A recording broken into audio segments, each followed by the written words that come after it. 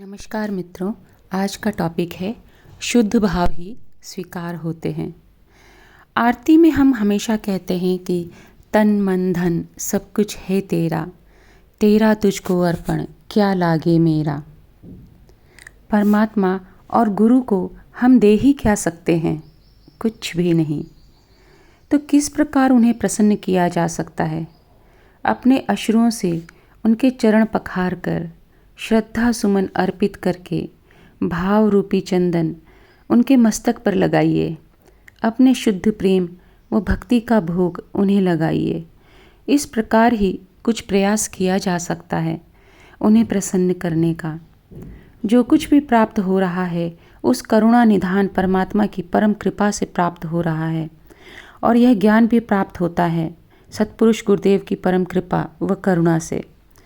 प्रभु जी ने कैसे भाव स्वीकार किए, इस बात का पता इस एक प्रसंग से चलता है। ऐसे तो अनेक प्रसंग हैं, पर आज ये एक प्रसंग।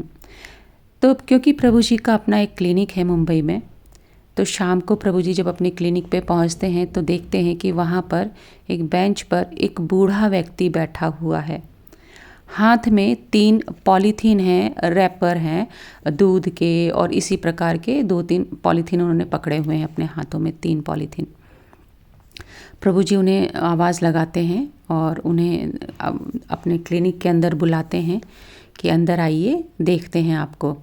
जब वो बूढ़े व्यक्ति उनके पास पहुंचते हैं तो प्रभु जी देखते हैं कि उन्हें बहुत ही तेज फीवर है, और वो व्यक्ति आके प्रभु जी के सामने बैठ जाते हैं। प्रभु जी उनका चेकअप करते हैं, बाद में उन्हें दवाई वगैरह देते हैं।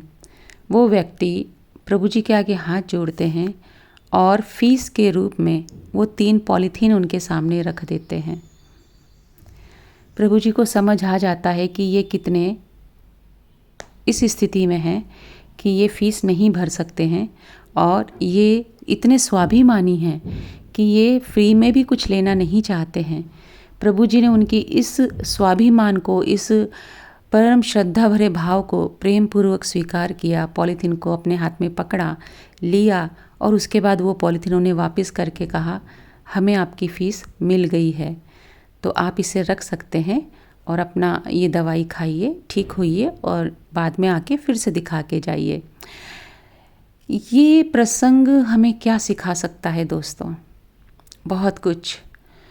गुरु को और परमात्मा को हम कुछ भी नहीं दे सकते, कुछ भी नहीं दे सकते, बट अगर हमारे भीतर शुद्ध भाव है ना, कि कुछ समर्पित करने का भाव, भले हमारे पास कुछ हो या ना हो तो भी वो भाव स्वीकार होते हैं, क्योंकि परमात्मा और गुरु कोई और नहीं, हमारे भीतर बैठे, हमारी आत्मा, हमारे भीतर बैठे वो अंतर्यामी परमात्मा ही हैं, जो प्रकट रूप में हमारे सामने प्रकट होते हैं।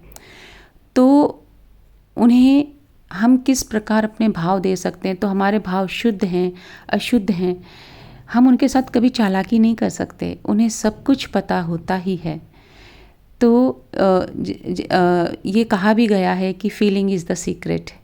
तो भीतर से हम जब अपने शुद्ध दिव्य भाव, प्रेम भरे भाव, शरणागति भरे भाव अपने गुरु को, अपने परमात्मा को प्रकट करते हैं, तो वही शुद्ध भाव ईश्वर और गुरु स्वीकार करते हैं। बाकी सब कुछ दिखावा व्यर्थ होता है दोस्तों। तो कैसा लगा आपको आज का ये प्रसंग, ज़रूर बताइएगा, और फिर मिलती हूँ और नए भाव वाले प्रसंग लेकर के।